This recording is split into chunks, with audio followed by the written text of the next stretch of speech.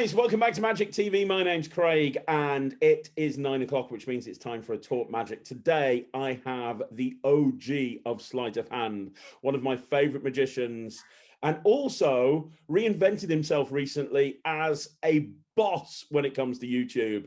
It is the one and only, the con man himself, Mr. Doug Conn. How you doing? Greetings, Craig. I'm doing swell, kind of living the dream these days.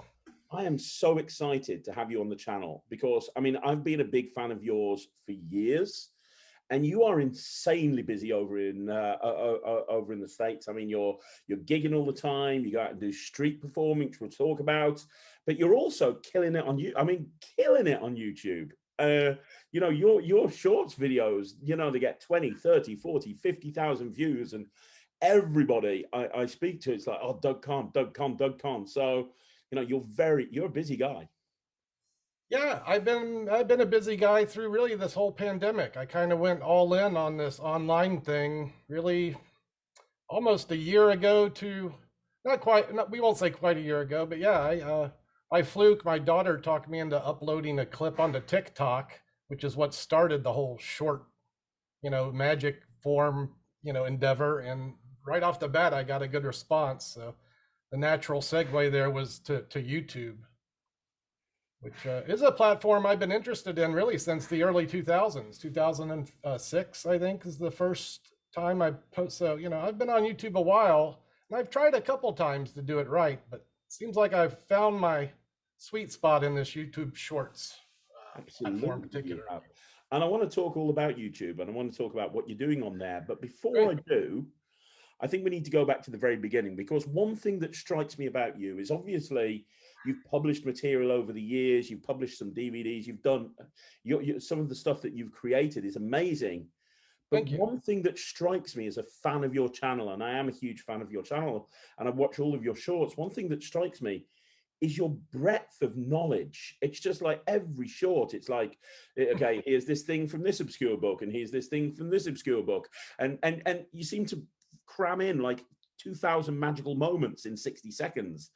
I'm like, oh my God, how is he doing this? So you know so many, you know so much magic stuff. Yeah, this is me finding a home for all this information that I've gathered through the years, right? And I'm probably not alone. It's just, I'm sure you probably have much the exact same information I have in my brain.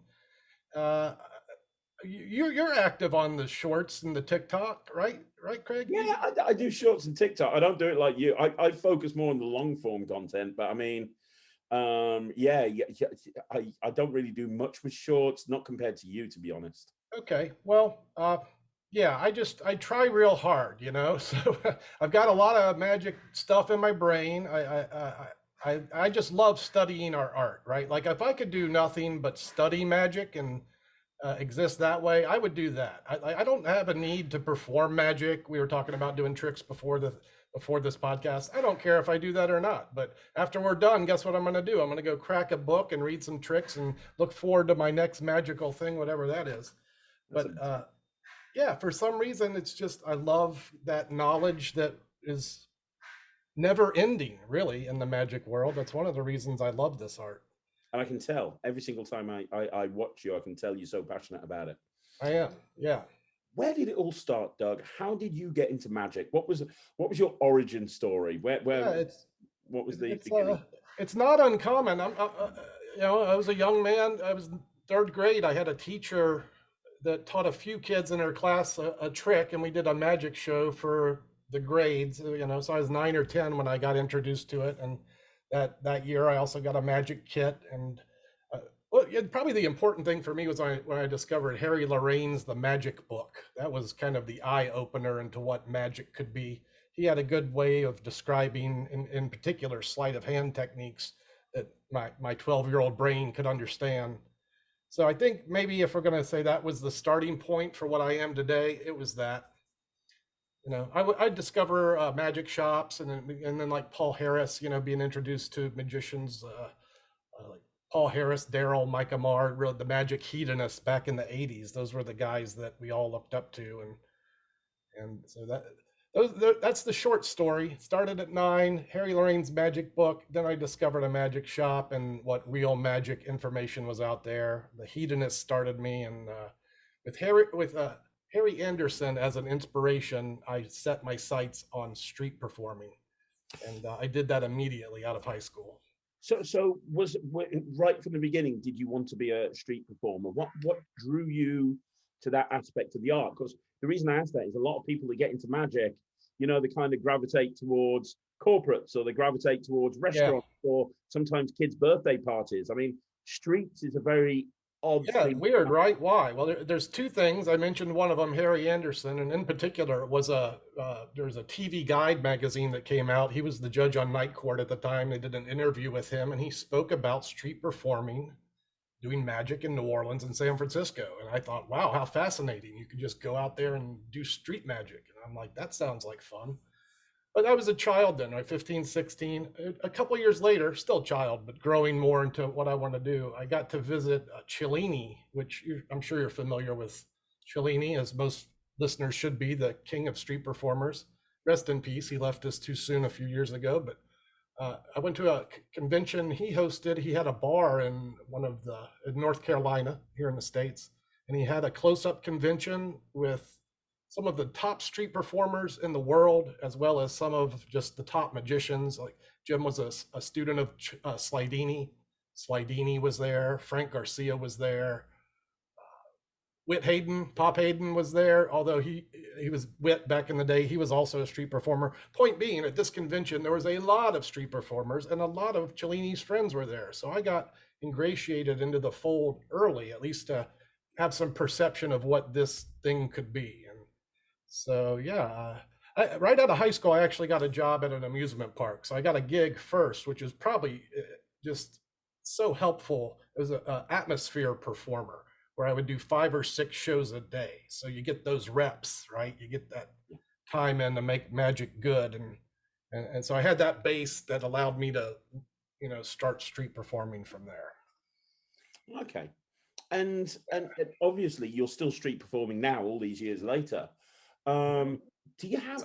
I bet you there's a lot of people that are watching this that want to street perform. They want to do it, and they don't know how to do it, because obviously it's a really scary thing. It's easy. You're booked for a wedding or you're booked for a corporate event, and your job is to walk up to people. But with street performing, building up that crowd, I've got my friend Cosmo, who I'm sure you know. I've seen him do it, and it looks so easy, but Well, let's talk about that. See, yeah, and Cosmo's a master of the art. He's a great guy to learn from. If there are listeners that want some street performing information, in my opinion, his Tales from the Street, the DVD set he has, is a great resource. yeah. Listen, check that out. But uh, as you say that you have no problem like entertaining at your weddings and do the corporate events. Well, guess what? When I go to those events, I have more trouble having to interrupt these groups and introduce myself. And I'm a pro and I can do it and it's fine. But is it what I'm good at? Is it what I want to do? No. But we all have different things that we're good at. So while I'm comfortable on the street going, hey, here I am doing my thing, others, comfortable working weddings or restaurants. I really don't like the majority of the venues that are offered, in particular to close-up magicians. And this is what leads me back to the street. Always, it's the most rewarding venue that I've discovered in my life. Being able to command an audience in the wild, right, where they're just, in other words, they're making the choice to come see magic. And they're staying because they like your magic, and they pay you because they like your magic. If you can make that perfect storm happen, that is as rewarding for me as magic gets, as a professional anyway, as an earner. But you have to be really good, because obviously if you get hired to go to a restaurant, a lot of people are going to be very polite and see you're on your way. While if you go and do street performing and you haven't got your art down to where it needs to be, you're not going to be able to even build up a crowd, let alone make money. I like to think that everyone that chooses our art wants to be good. Yeah, so it can take time, can't it? Yeah, but unfortunately that's not the case. But let's all try and do that, huh? That's the mission statement for me every day.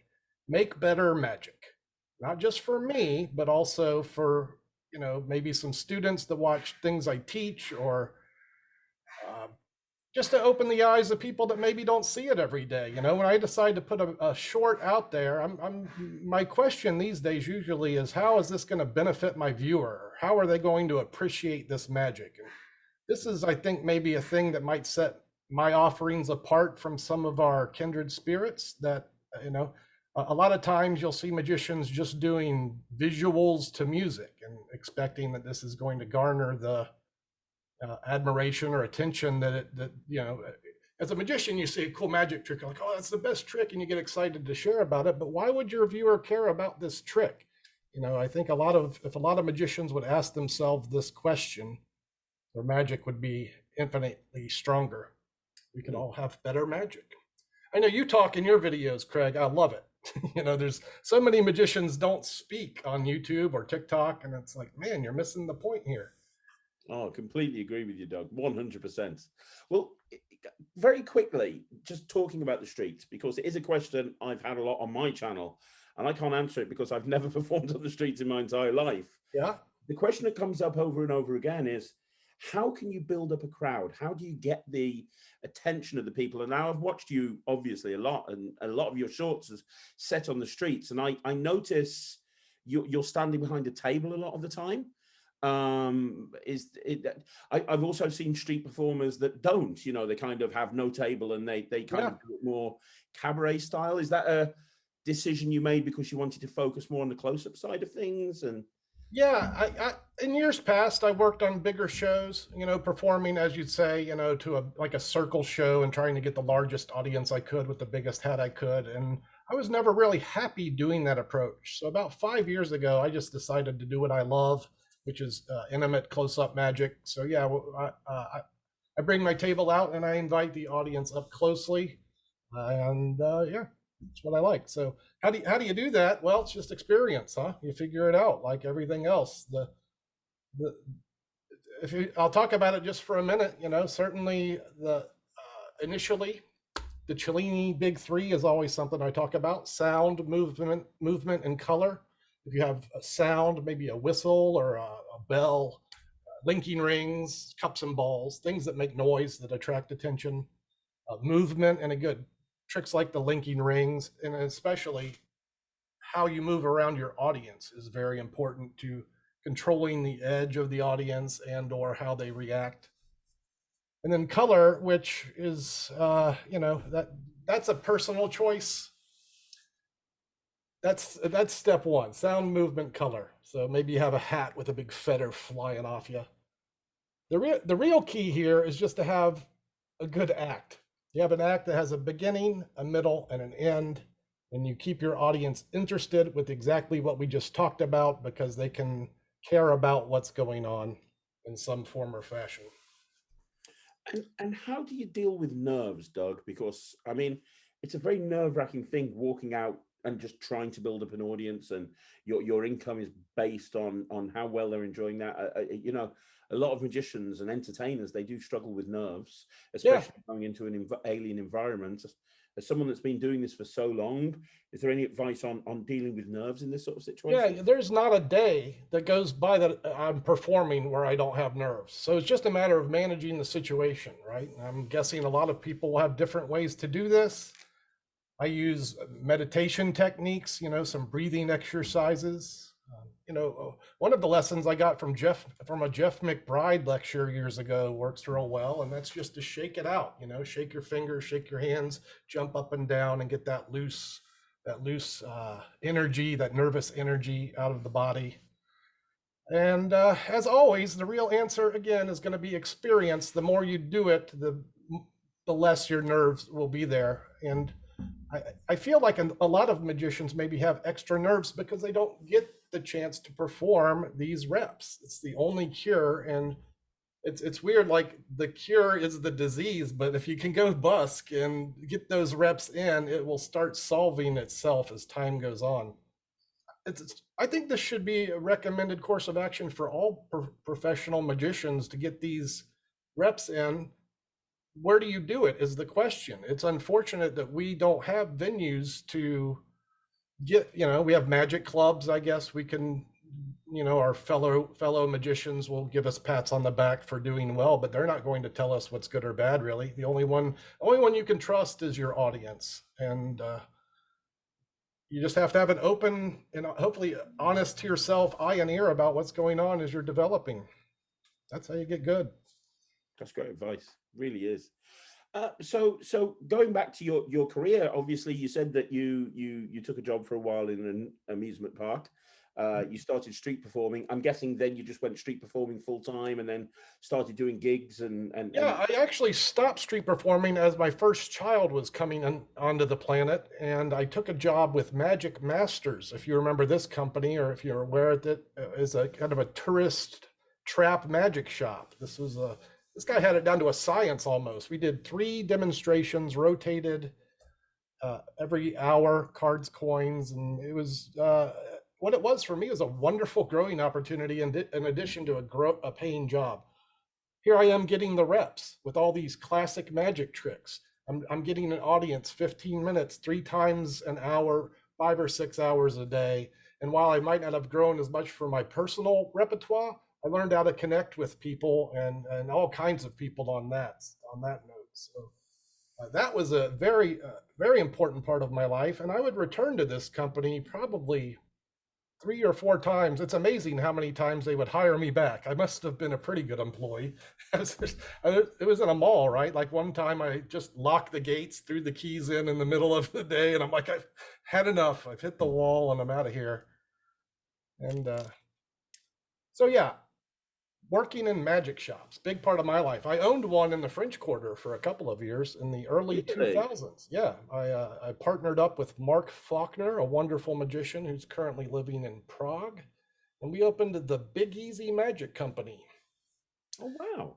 Yeah, it was good and for a couple of years, but we opened at a bad time. In particular, 9/11 had a big effect on the business.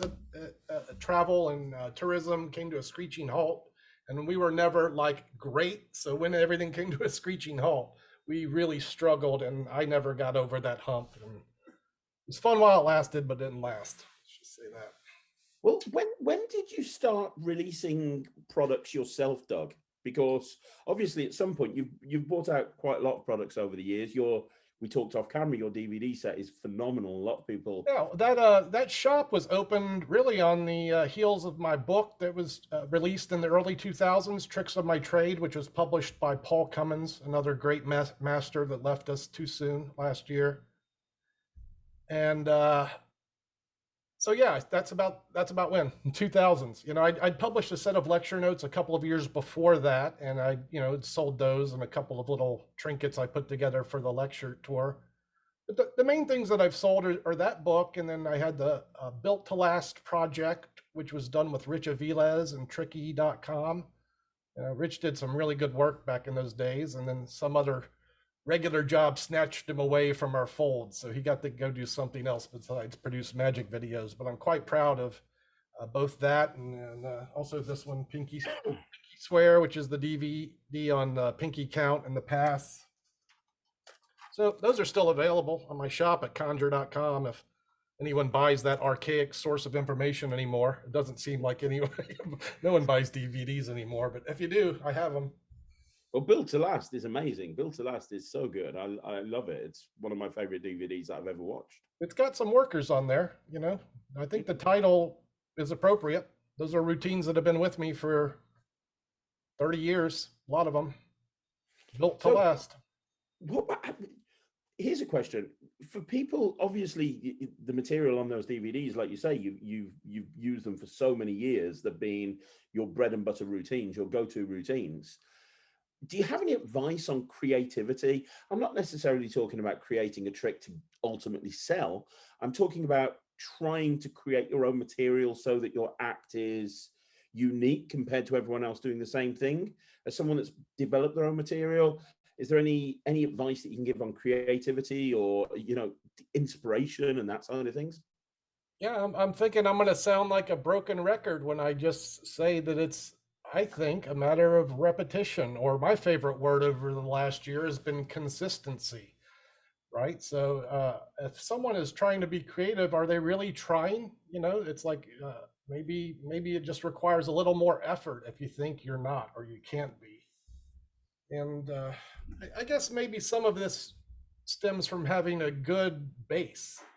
And maybe a lot Mhm. of magi could do a little better on that end. Have you read the Tarbell course, or have you studied everything in the Mark Wilson book? Do you know your basic foundations that will give you this sandbox to be creative in, or are you limited just to buying the latest packet trick and maybe you're only doing that for your friends? So you buy new stuff, do it for your friends, rinse, repeat.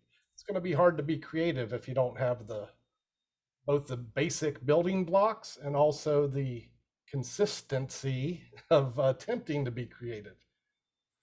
That Mm. makes sense? It does. It Yeah. absolutely does. And I know that you're obviously very passionate about magical history. I mean, I'm just looking behind you at the Blackstone, Houdini, Carter, Keller posters. It's obvious to see how important to you magical history is, right? It is. It is. It just, I've begun teaching on YouTube, which is a weird choice that I made about 8 months ago. And I made the choice that I could do this if I delivered the student the proper information, which would include the history and trying to point the people that would be watching these YouTube videos, try to point them in the direction that's going to really make a difference in their life besides just, watching a quick tutorial on YouTube. Rarely is a video instructional the thing that's going to change someone's life. Maybe it's possible, but I'm a Well, book guy, right? well, let's talk about that Yeah. briefly, very quickly, Okay. because you know, one thing that you see over and over again on Facebook groups is there should be no exposure on YouTube. Any exposure is bad, and Yeah. I've been very outspoken on this channel, and I've said I have no problem with it with Okay. tutorials on YouTube, because if somebody's investing 20, 25 minutes, half an hour into watching a video, they've invested something, they've invested time. People might not have the money to go and buy a book. I don't know Yeah. what background people. I used to go to a library and take a book out. People Same. don't go to libraries as much these days. Nope. YouTube's the biggest library in the world. Um, Yeah. but my issue with YouTube, and I'd love to know your points on this. My issue with people teaching on YouTube is there's people teaching it that don't that shouldn't be teaching it. Like some Yeah. 12-year-old kid that Right. doesn't know what he's talking about, trying to teach an Elmsley count and getting it wrong. That's just going to lead to bad Yeah. math being So, done. so this is ultimately where I took a deep breath and said, yeah, I need to do this. And this when when people have issue with me, I ask them, well, who do you want teaching magic on YouTube? It's going to be done. People are going to learn that way for all the reasons you just mentioned and more. It's accessible like a library. My viewership is very much international, and I hear all the time how thankful they are to have a resource because they don't have these resources in a lot of the parts of the world. But yeah, so I said, okay, who do you want teaching the future? Well, I would hope you would want a guy that has a lifetime of experience and that cares about our art. So I'm thinking that there's always going to be some people that are against it. And I would think probably that this is more of the old guard than the new guard. And if you listen to our new magicians are coming from YouTube. That's where they're coming from. So, hey guys, don't fight me. Join me. If you love our art and if you're smart about it and really care, come give the students something to learn. I'm over here trying. I'm not doing it, I'm not getting rich. I'm not making money. I open my mouth as a labor of love every time I do it. And I think that's important that people understand. I've heard people saying, "Oh, anyone who does YouTube, it's because they want to become millionaires." It's difficult to make money on there's so many easier ways. I bet you could go out and spend twice the amount of time, all the time you spend filming stuff for your channel. If you went out on the streets or did a few extra gigs, you'd make way more money than you do on If YouTube. I devoted the time and energy that I've spent on this effort over the last year, if I devoted it to pretty much anything else, I'm sure I would be doing much, much better. And I do hope in the future that maybe this can provide some sustainable living for me as I grow into my older years. it's not like you want to be a street performer when you're 60 or 70, and not like that's what I have to do. But I enjoy this process, right? We talk about being creative, and I like the production, the creative process that goes into producing these things. I'm sure that you can relate to that. It's an interesting thing, and it's something I've enjoyed for a while. So yeah, for the time being, I'm all in. We're going to see what happens with this. I've kind of devoted. I'm calling this the summer of YouTube. So June, July, August, and probably into September. 3 or 4 times a week, I'll be doing longer form content, some live events, memberships I'm starting up, and yeah, I'm giving it the old college try. Well, But let's talk. currently, it's not paying any bills, none at all. Well, let's talk about that membership, because I did notice when I watched one of your videos a couple of weeks back that you are setting up a membership type thing inside YouTube. Is that Yeah. right? Yeah, so as I think about number one, teaching, and number two, monetizing this thing, I think, well, there's some higher secrets, some things that I don't want to put on YouTube. And when I do think about teaching things, I don't think about teaching things like, intricate Pharaoh shuffle work. Or today I did a tutorial on a commercial effect that one of my members asked about. And that's a thing that I'm not going to put on YouTube. It's just certain lines that I think are inappropriate that I could offer students that are willing to pay, say, $5 a month to have. Like this month, I've done 5 original pieces just for the members. And these are like any tutorial that you might download off Penguin or Illusionist or whatever. Let me explain my memberships, if I may just I capitalize, know. I'd just love you to, do because a little capitalism. yeah, So please do. I said this, okay, I've got a big short, YouTube Shorts is my fan base. This is where most of my views come from, the quick performance videos. And I wanted to offer something to those viewers. So I have a $1 level just to say, hey, I'm a fan. You get a badge or a little emoji. And then I do some live events that members have access to that others don't. So that's a base level. $5 membership gives you at least 2 or 3 new tutorials a month, in addition to my catalog of what is now 14. And by the end of the summer, it'll be closer to 30 or 40 tutorials. So I think that's a pretty good value for, $5 a month. And then I offer one other level. It's $20 a month, and this gives the member a live one-on-one teaching session, or you talk about whatever you want. Talk about washing your dog if you want. It's a magic consultation is the way I think of it, and just to give a student a chance to connect on a deeper level. And I've just started doing those this month, and I enjoyed the ones I've done, and hopefully will make a difference that way. And how can people become part of your membership? Is it literally done through YouTube? Yeah, I learned about this as I was learning YouTube. You can join right if you visit YouTube/Doug Conn. It should be a join button right next to the left of the subscribe button. My understanding is some of the mobile platforms view these things differently, but I do try to sprinkle around these links. If you look around the YouTube, and especially recently, I've done a few member, like, hey, I got memberships. You know what I mean? I'm letting you know. They're in the links and such. That's amazing. That's amazing. And honestly, with the amount of knowledge that you've got, people should definitely sign up for this. Yeah, I do have a lot to share. Yeah, it should be an interesting year, and beyond that, we'll see. We'll see what happens this summer. But right now, I'm just so enthusiastic about it. It would be hard for me to turn the other direction, I think. Do you have a desire to, and I know you've got the material, I know you've got the ability, do you have a desire to go down the more traditional route and publish a series of tricks, or another book, or a project, or a download through, Murphy's, or a Penguin, or a Vanishing Ink, or something like that? Or are you wanting to put all of your focus and attention onto sort of the membership platform, as you think that's kind of the best way to do things moving forward? Yeah, I'm not opposed to producing products for the magic community, but if I did so, it would probably only be if I could see a benefit to the person that was producing it. So if it was helping a friend, or in other words, I'm not that interested in aggressively pursuing.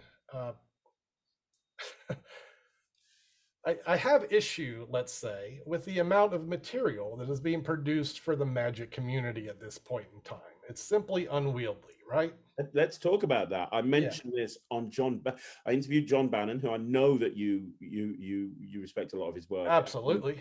One thing John said is, a few years ago, a couple of decades ago or so, an advert went out for something like Strangers Gallery or Twisted Sisters, Mhm. and it would stay in that magic magazine for 6 months, and that would be the trick that everybody would buy over that period of time. Now, I wake up, I refresh Murphy's in the morning, and there's another 30 or 40 products that's just been Yeah, listed overnight. It's almost impossible for people. Well, it is. It's impossible for people to yeah, buy everything. right. And imagine being a new student. Imagine being like, oh, this is magic? No, not really. No, we lived through the prime when the great masters of the 80s, 90s, and early 2000s were releasing their life's work, mainly through like Stevens Magic or A1 or L&L. These were the real valuable things to purchase, and still are. If you're smart enough to buy something from 20 or 30 years ago, well, congratulations. But the current cream of the crop is a bunch of tricks that probably should be submitted to a magic magazine to get some kind of viewer approval before the creator decides that it's worth $10 or even 10 is cheap now, right? How much are these things? $20 on Penguin sometimes? Or Mm. so yeah, and wow, along the way, an open note to the creators that think these paths are going to make you money or make you famous. It's a dream that's not real. I think a lot of young magicians think, oh, I'm going to break out by releasing my trick with Penguin, or you might have success, maybe, but I can count on one hand the major magic successes in my 20 years of retail, right? How many have there been? How many D-Lights have there been? Or Twisted Sisters? That was a good one. There's not a lot of tricks that are created and sold that stand the test of time. And certainly not this time when they're releasing 5 things or every week. And that's just Murphy's. Yeah. It's it really is. It really, really is. I was trying real hard, and I don't want to talk crap about the industry endlessly. I buy and sell. I'm a dealer. I've got conjure.com, but I was going through Murphy's new magic releases yesterday, trying to pad an order with some new stuff, maybe to add to TikTok. I couldn't find anything I wanted to buy from the last 3 months. I'm like, I don't see one thing that I want to put in. I ended up buying the jumping arrow from Mark Young, which is something it's a little paddle trick. That trick's about 20 years old. I ended up Classic though, Doug. It's an amazing trick. and I've never done it. And I know it's a good piece. And, actually, I thought prior to this endeavor at conjure.com, one of my business models was going to be a magic shop that didn't sell anything that had been released in the last 20 years. So if you were buying a trick from me, it's something that's been around, it's established, and it's a classic. And those are kind of the models I have in my mindset moving forward. I offer a very limited line that appeals to beginners at conjure.com, but I'm about to change that. And you'll see the things that I promote will be exactly what I just spoke of. The things that I know will change your magic or be good for you. And that's really important. Somebody who spoke very highly of you that I interviewed a few months ago is Scott Alexander. And he said, when I interviewed him, he said the quality control these days is just terrible when it comes to releasing new products. He said, I'm willing to bet that there's been a trick that's gone out through Murphy's or Penguin or somewhere that's been they thought about it in the morning. When they woke up, they had the idea. They filmed it in the afternoon on an iPhone, and they sent it and had it uploaded, and it was available on every single magic dealer's website by the evening. And they'd never done it before, and they had the idea in the morning, and, Yeah, and it's not even that well thought out. Undoubtedly, that's the case. But what can we do as an industry? Is there anything that we can do about that? The way I view it, and one of the reasons I'm doing what I do on YouTube, is that information wants to be free. It is becoming that way for our industry, and it will. This whole thing is going to implode upon itself within the next 5 to 10 years. It just the feeding frenzy can't maintain, in my opinion. So watch magic prove me wrong as it just grows bigger and bigger with all the junk they sell. I just don't, and what happens if the product is good? Here's what happens. It gets ripped off from China in a couple of weeks. And now they're offering it for $10 on AliExpress, right? So it's like, even if you do get a good product, you're screwed. You can't win anymore. Sorry, It's guys, you got to go back to the books if you want to win, or back to your own gray matter and get creative. it's really true. It really is. It really, So really is. it's always been the best way for me, always. Mm-hmm. Yeah, I was fortunate to have good mentors, so I think that's another problem with today's magic youth is they don't have the magic shops to hang out with the pros, or even the magic clubs are dwindling, where there used to be 30 or 40 guys at these meetings. Now there's 6 or 7, and kids don't want to go to that, right? So And a lot of the places that you can go and chat online are quite toxic. A lot of the Facebook absolutely. Magic Cafe, it's kind of like you ask one wrong question and you get jumped on. Yeah, I'm actually banned from the Magic Cafe. I got banned about 20 years ago for speaking my mind about things. There you go. You should wear that with a badge of honor. It is a badge of honor, sir. But yeah, it can be rough. I probably private forums are the way to go. There's a couple of Facebook groups that are okay. If you try like cups and balls group, or color changing knife group, or if you get into a focused discussion.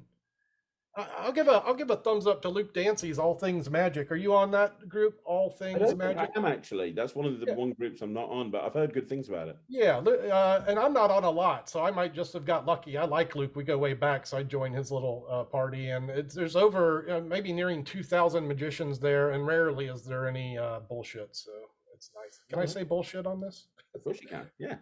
Okay. 100%. No problem at all. Right. That's cool. Look, you know what? I want to ask you another question, if you don't mind, Doug. Sure. One thing that strikes me about your magic, and especially watching you over the last year with your shorts content, is in this industry, we tend to have card guys or coin guys, or you do everything, man. I mean, I see your coin work and it's incredible. I watched your Alakazam Academy that you did recently, and I was just, this is amazing. But Thank your you. card work is sublime. And then I see you doing cups and every time you grab a prop, you seem to be just incredible ideas that I've never seen before. Was it a conscious decision to just like be a master of everything, or was it a desire to want to learn more? Or we spoke earlier on about Jason Ledane. I've no idea. But Ledane. Let's go Ledane. That's what I'm banking on. He's a guy that's focused on cards, and that's all he's done. I mean, you haven't limited. I don't want to say it's limiting him because he's made it, but you haven't boxed yourself into one area. Any reason? Yeah, I just love our art. You skipped over the reason, which is I just love it. So I started learning from magic books and do it yourself, right? So my early attempts were, making cardboard tubes or vanishing handkerchiefs and knots. So from an early age, I'd been experimenting with general practitioner, as the case might be. And just cards for sure. I had a big part of my life, 10 years, maybe longer than this. Every week I met with John Rockerbomber and his group, a group called the Knights of Sleights. And I actually would ride to these things with John. So this was a great growth period for me. And it's just a small miracle that I didn't end up being a Marlowe file, right? Going down the rabbit hole with 60 methods for oil and water. I escaped that barely. But if there was a heavy focus of anything, it was on cards, but never limited to that. There's just too much interest. I love the coin work and the rope stuff, and this again goes back to having access to all these masters, being able to see the Daryl rope routine when I was 17 or 18 and getting inspired by this wonderful master to learn ropes, or watching I'm thinking of watching Chris Kinner at the Magi Fest doing the shadow coins on the ground, and I'm like, well, I got to learn that one now. It's too good not to know or to be limited just to one prop. But hey, that's just me. The wonderful thing about our art is if you choose to do something like just card tricks, you can do that. You can do whatever you want in magic and make it work. That's what I love about it. Have you ever done stage work, Doug? Have you ever performed on stage? Limited. I've done. I guess I'm not really interested in this fourth wall, right? When they turn the lights up and I can't see my audience's face anymore, now I'm in limbo. Not comfortable. I'm competent, right? It's like I'm a decent performer, but I'm not a great stage performer. I do okay, you know. And I want to ask you. I want to ask you another question. If we can circle back, when I realized I was going to be interviewing you, I had several questions that I knew I wanted to ask. If you don't mind me very quickly circling back to YouTube, one thing that I forgot to ask you. I mean, over the last year, you have grown your YouTube channel to incredible amounts. Like you're coming close on 200,000 subscribers in a I year. 230. I've passed it. It's mind-boggling. Wow. Yes, Oh you're right. God. Like my information's out of date. Okay, so you're on almost 250,000 subs, which It, is it grows quickly lately. that's ridiculous, Doug. I mean, that is just ridiculous growth. So, Especially in somewhere niche like magic. so this is YouTube Shorts. It's a very hot platform. If the listener or viewer, you probably are familiar with it, but if not, it's going to be you're going to be familiar with it soon. I read an article 2 days ago. Lighting, that's the real problem, Craig. getting a good lighting guy. Here, let me just turn this off, and we're just going to go with this lighting for the rest of the day. That was bizarre. I'd like you to know, by the way, Doug, I did that with the power of my mind. Fascinating. Thank you. I've been studying with Max Maven, so I'm going Well down the played. route now. Thank you. Bit demonstration there for you.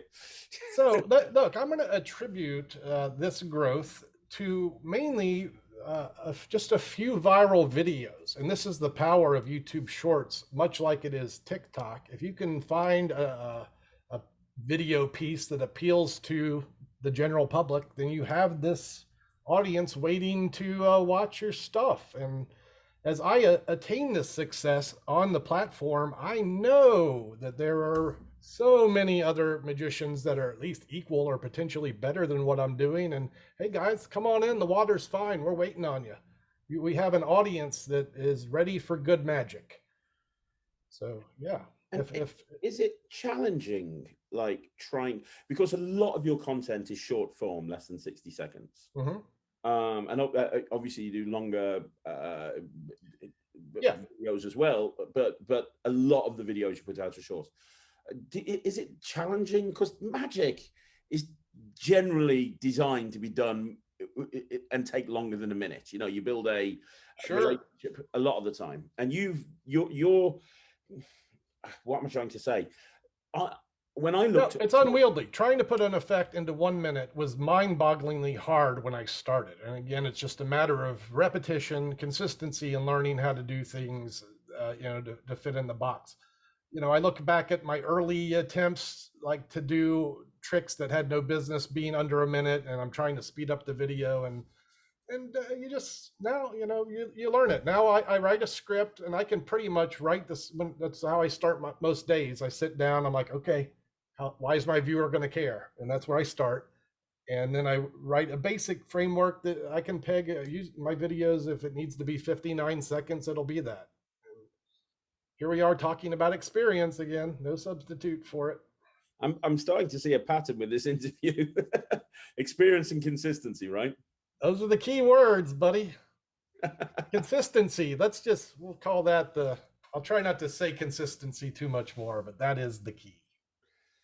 And how do you figure out what tricks you're going to be doing? Because you just said, I spent, I look back at 3 months worth of Murphy's releases, and the only thing I could find with the spot was a jumping arrow paddle.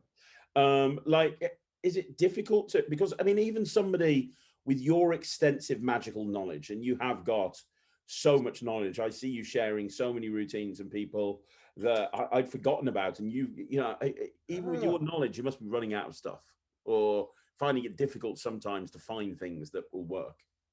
Yep, I have emptied, let's say, the bag of tricks. All the A material has been used up. But fortunately, as you mentioned, you see like tricks that you forgot. Well, I got all the books waiting on me over there, and I know all those tricks that I learned when I was, 20 or 30 or 40, and I thought they were good then. They were good. I just chose not to stay with them. So I can return to these pieces and now share them again. So this is a benefit of a lifetime of trying hard to learn our craft. I have a large catalog I'm ready to share. Yeah, it's like, yeah, like I was stumped last week, but I was on the I was watching Chris Kenner's lecture, and he did a couple of things. It's like, oh yeah, I could do that, or I could do that. It's just keeping the eyes open, and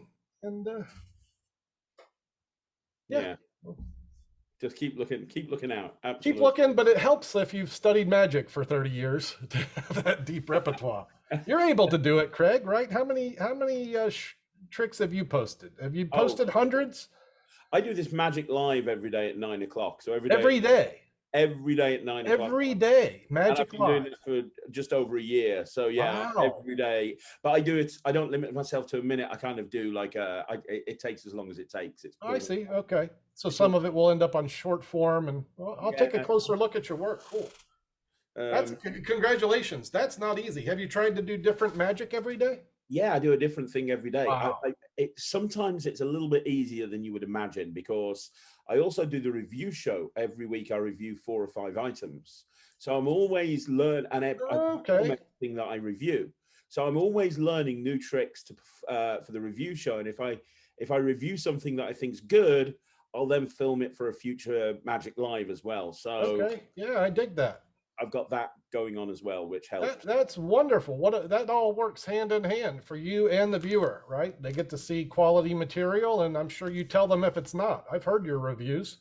Yeah, I try to be honest. I try to be Good. honest. Someone needs to be. Well, I think that's the other problem with the industry. I think that I think that sometimes I've seen reviews for products that I just don't think are very good, and I've seen people say, "Oh, this is amazing," and it turns out it's the friend of the creator, or "Oh, I know this guy," Yeah. whatever it It's may be. unfortunate that our industry is filled with a bunch of glad handing, as we call it, and great job. My friend is great.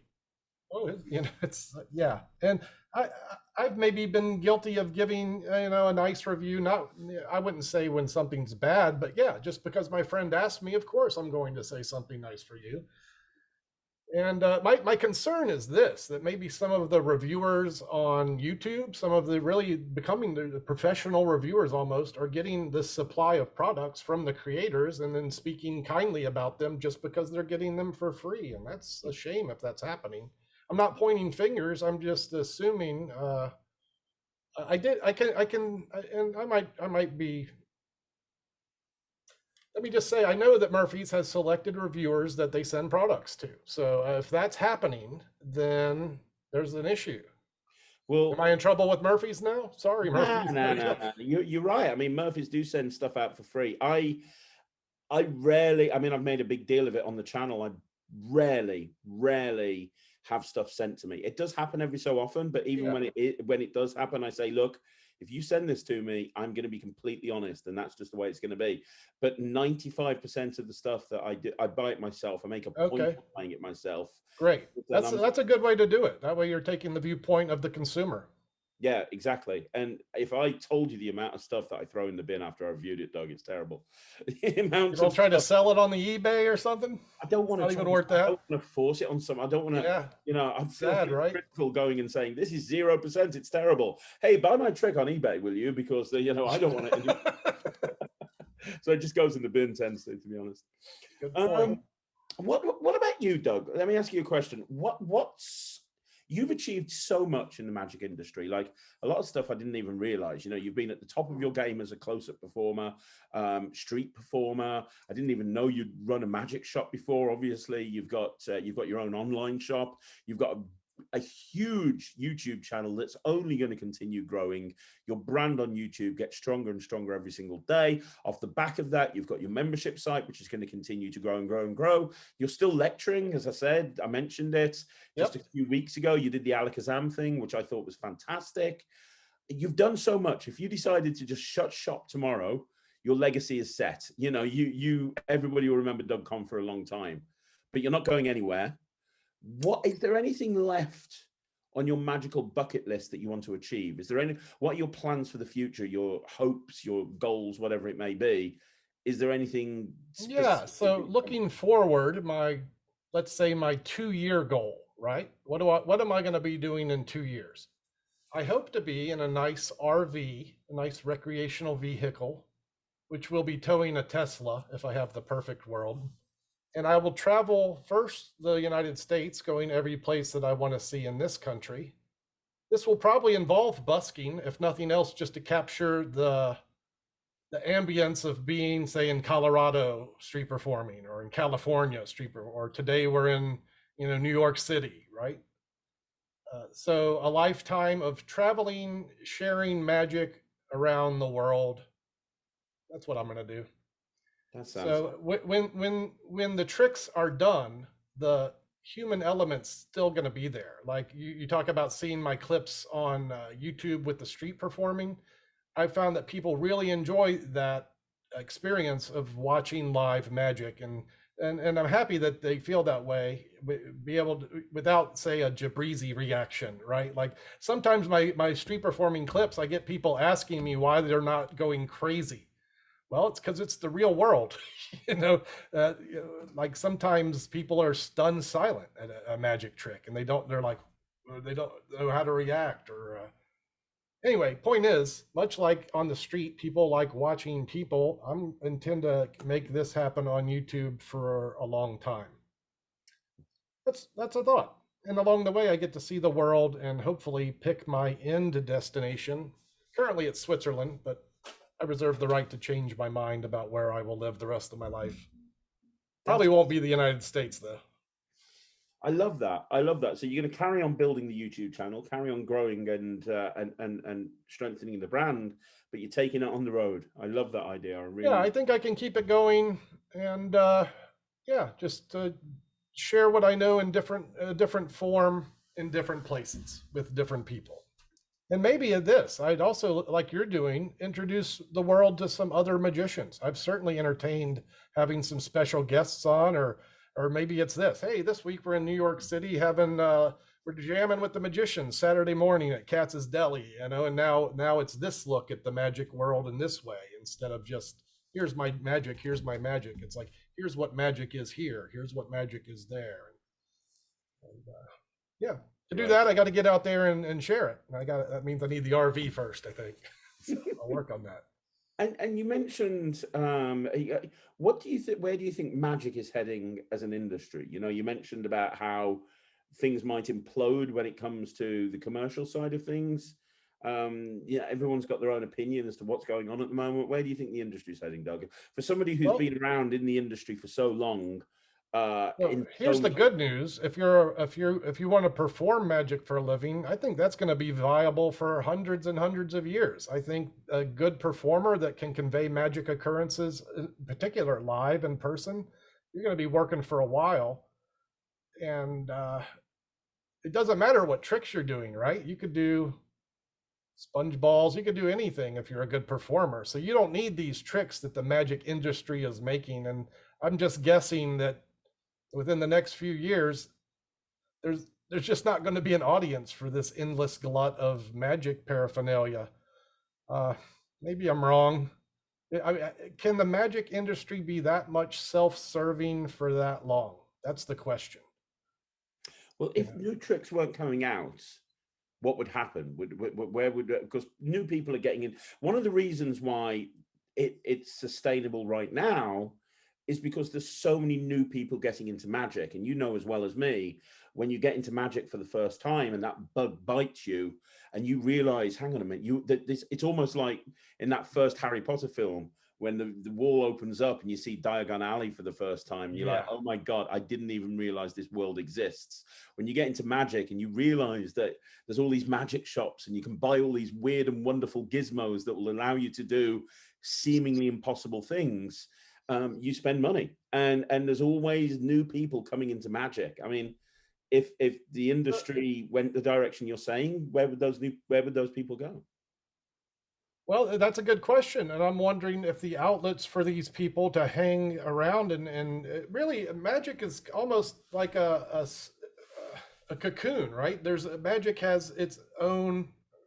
I've been calling it self-serving, but it is what it is. It's like a comic convention, or it supports comic guys, or the online niches support such things. But I just can't imagine that these, say in 5 years, where all the magic, all the new magicians that have been ingratiated to this fold of new crappy magic items, and they've spent all their money and they're sick of doing it after 5 years of this, and this is what it's been building up to over the last 10 years, really. How long can it last? I don't know. Maybe I'm just becoming old and grouchy, and I'm like, you're doing it wrong, kids. I like to think I have an open mindset, but maybe I don't. Maybe I'm just being a curmudgeon. No, I do understand where you're coming from 100%. I can just the fact that I was unable to find a new item. I've got money burning a hole in my pocket trying to find a new trick to put on TikTok in the next couple weeks, and I can't pick something from Murphy's catalog from the last 3 months. That's a problem, I think, right? Yeah, and I think part of the problem is because I see a lot of new stuff that comes out. The problem with it is there is lots of good stuff that comes out, but I think the problem is it's all variations on a theme. So I was just looking at a new deck of cards that's come out through Theory 11, which is very, very clever. Very, very clever. Are you talking about petroleum? Yeah. Yeah, I saw that too, and I was like, I want that. And I said, well, why would you do that, Doug? Just do Triumph. Exactly. There's no difference. From a layman's point of view, exactly. From a layman watching that, it's like, I could do this $40 deck, which can't be examined, or I can take a regular deck. I can do Vernon's Triumph, and a layman won't notice. And somebody who's watching a shorts definitely won't notice the difference. That's the yeah. Look, I love card magic as much as the net, and I've got 30 gimmick decks over here and 20 packet trick holders. But guess what? When I go to a gig, it's this and probably an invisible deck. That's the gimmick, right? And one packet trick. So, what's the gimmick? It's the invisible deck. It's not petroleum. It's the one that Joe Berg invented 100 years ago. The Ultra Mental Pack. That's what I'm using. 100-year-old time-proven gimmick. I'm the biggest fan of invisible deck on the planet. I love it. It's the best trick there is. If I had to do only one, that's the one I pick. That one. For sure. And you know, people go, oh, everyone knows how it's done. No, they don't. No, they don't. They really, really don't. And again, they won't care if you're a good performer. You know, if you are a good performer, they will not care about the method. You know, and if they do, I think you're doing it wrong. Your job's, in my opinion, is to suspend their disbelief, at least for the duration of the magic. That's kind of my goal, right? Like I can't, after I do and I leave, let's say I leave your table at the restaurant, if you pull out the phone and start Googling sponge bunnies, I can't stop you, right? But while we're there in that magic moment, I hope you're not worried about that at all. You know, maybe that's one of the things that that makes my magic work, is that I try and give a spectator the experience where they're not as worried about the method. And part of my method is that I often use presentations that lead the spectator down the garden path of some other notion to entertain. The concept being, if I'm giving you a method, that you're not going to be thinking of the method. The method I'm giving you is poppycock. It has nothing. It's, you know, I'll often use science or, you know, maybe some superhero point of view, or it's hard to express what's in my brain. But if you can get the spectator to agree with you on a method, they're not going to be thinking about a method. So consider that as a performance point of view. Well, I was going to ask you one last question. You've kind of half answered it, but I'm going to answer it because you didn't answer the other half. Okay. This is a question I've never asked anyone else before, but I've never interviewed many people that have got a range of magic that they know that's extensive as you, Doug. All right. So your question: if you were going to a gig, the most important gig of your career, and you could only take 5 tricks with you to go and blow away all of the people there for like 2 hours or however long you're there, what 5 tricks would you take? You've never asked anyone this question, huh? Never. No, never. It's not normally a question that I even considered asking, but it seems relevant for you. Okay, so I guess the first answer is it depends, right? Like, what's the gig?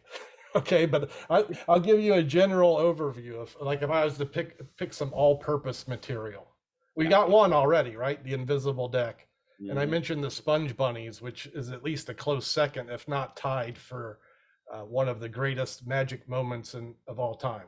So those two for sure, sponge bunnies and invisible deck. I'm probably bringing the rope routine, which I do a lot of rope magic, but if I have 2 pieces of rope, I can work for 20 minutes. If you give me a short piece and a long piece, I'm good to go. And I can make that 1 minute or I can make it 20. So this gives me an option to be varied, right? To have a modular routine. I guess in that same vein, cups and balls comes to mind Mhm. as the classic granddaddy of all tricks. It could be done for 1 or 1,000 people. So that's a good one to have in the repertoire. And I guess the last thing that's going for, did we get to 5? Invisible deck, sponge bunnies, rope, cups, purse of coins, 4 coins in a shell. And if I had to pick just one routine, it would be the tabled barehanded assembly, which David Roth introduced us to so many years ago. Is he called it the original Chinese coin assembly. Everyone calls it matrix or shadow coins, but that's what David called it. And I do a routine that uses David Roth's work, Micah Marr's work, some stuff from Dean Dill and Homer Leewag, and that's one of my favorite pieces of magic that for sure I would have with me. You taught that in your Alakazam Academy, didn't you? I did, somewhat hesitantly because it's a synergy of other magicians' magic, but I don't know that a lot of people are talking about Dean Dill's work. And in my opinion, Dean Dill, his coin magic, particularly with expanded shells, deserves study. And since he's not with us anymore, I think maybe I'm okay carrying the torch, telling people to look in that direction. The 2 things that are the pride of my collection are my Dean's box Oh, nice. and my Dean's table. Oh, baby, fantastic. Mm. Yeah, I have neither of those. They're, Dean Dill was a huge influence on me, and Yeah. Yeah, I remember I saw him on Johnny Carson the first, in live when he showed. So, you're watching as a magician, and I knew some magicians. I'm like, who's this guy, Dean Dill? And I think he started, if I'm not mistaken, that Tonight Show with like a thumb tip silk vanish, or it's commercial. He was doing. Here's what he was doing: strong commercial magic that he does well, that he would play good on the Tonight Show. And maybe my point of view as a magician at that time wasn't like. But by the end of that performance, I was all in. And then years later, when I would discover, what did I discover first of his? He had a little pink book that came with a DVD. It's the Intimate Magic of Dean Dill. Man. yeah. Do you have this book? It was a Dude, book with yeah, I do. Yeah. That's what I was started with, and probably the best resource now is his Extreme Dean DVD set. It's a 2 DVD set with his best of. That's a good one. It's really good. Yeah, he had some great stuff, and I love the fact that he had a magic shop that was also a hairdressing salon. I mean, One of the sadnesses of my life is never stepping into that shop. I really thought that one day I shake that guy's hand and we talk magic for a couple hours, but for sure. that didn't happen, sadly. One more question before we wrap it up. But something that you said there that reminded me.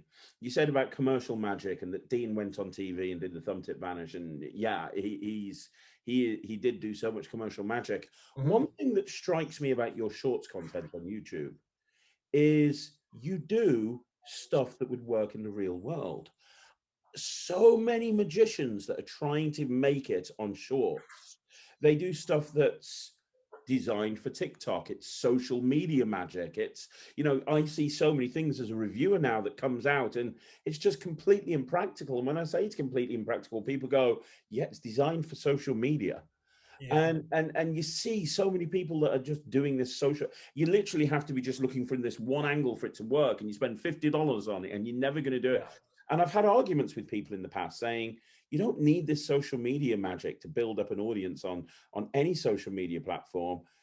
And Doug Conn is the perfect example. But you see so many people doing. Has it ever been tempting to you to get a trick that's social media just to do something super visual on the channel? When I hear something's social media magic, then I know I can't do that trick, because I know they're going to convince 100 other magicians who think it's good for social media to buy that trick and do it. So by the time, whether it's good or not, there's going to be a lot of people doing it on the same platforms that I'm doing it on. Mm-hmm.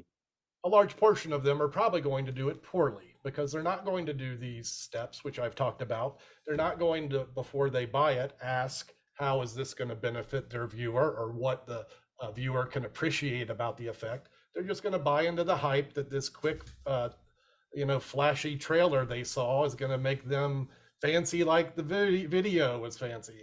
And guess what, folks? Your 15-second, song and dance number is not going to cut the mustard, especially not with literally hundreds of other people buying into this social media magic thing. It's a thing. It's a thing. But like all good theater is, it takes work. It takes, in addition to a good presentation and lighting and audio and camera, there's so many steps, right? We carry the torch of about 5 or 6 full-time jobs trying to produce these videos. Getting that done is hard enough, much less trying to do good magic with a good presentation. And now you have to rely on your magic dealer being honest. Good luck. Here's what I say: go read a good book. And Really? it comes back to the same thing, which is read books, get experience, and just be consistent, right? That's what I've got from this interview with you. If you want to be a professional magician, if you want to be a better magician, if you want to be a successful social media magician, it's all about experience, being well read, having a good foundation, and being consistent, right? And lastly, let's not forget our viewer, caring about what the audience sees. Mm-hmm. This is something that so many times magicians don't factor into it. And let me tell you, I didn't factor into it for the longest time. It's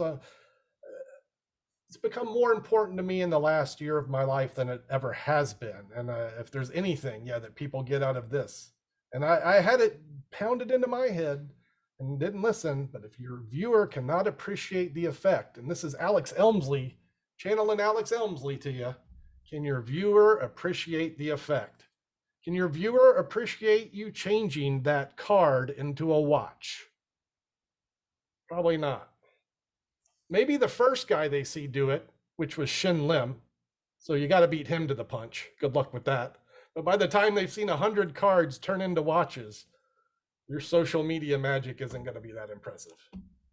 No. But if we could thumb through the Alex Elmsley book and pick a trick for the next TikTok. Maybe I'll do that as a challenge here. I'll pick a random Alex Elmsley trick to make meaningful. Watch for it this week, Craig. Coming soon to a short near you. Do you still do TikTok, by the way, Doug? I do.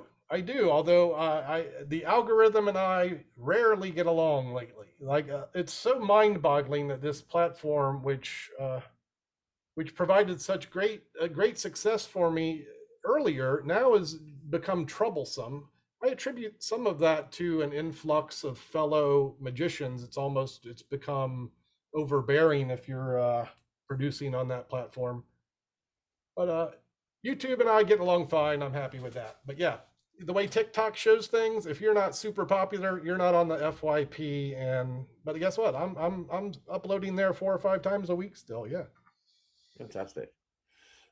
Doug, this has been an incredible interview. I want to put some links down below. So first of all, if people want to check out your YouTube channel, let's start off here. It's going to be in the description. I'm going to put it at the screen down below. Great. If you want to check out your YouTube channel, what's the URL? Where did it go on YouTube?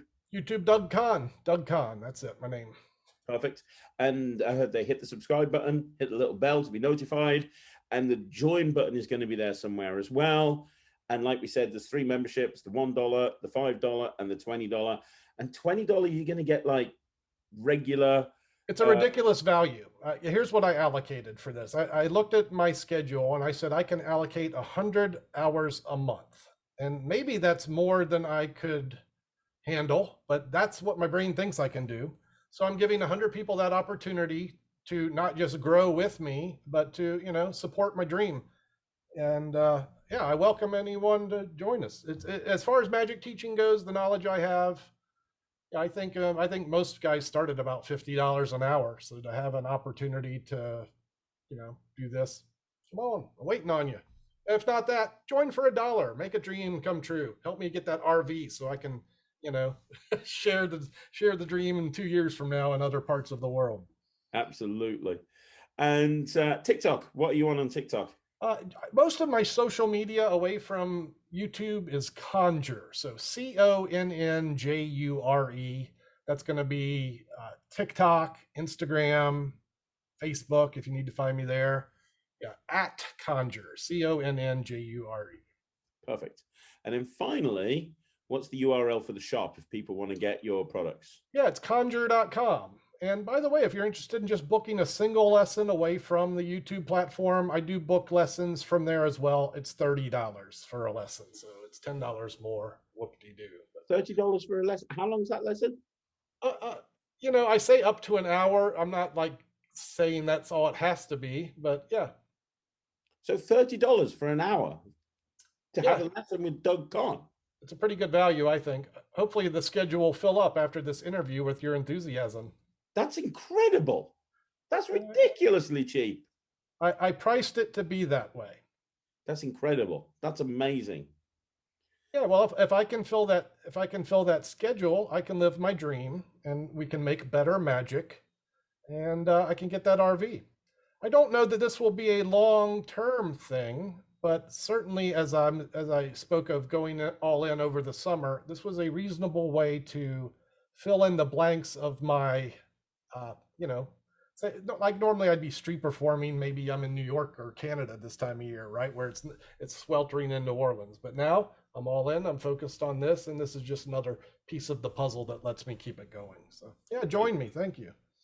And are you going to be doing any street performing over the summer for the people that are coming over to New Orleans? At this point, it's nearly 100 degrees in New Orleans with almost 90% humidity. It's completely against every fiber of my being to just step outside the door, much less open a deck of cards.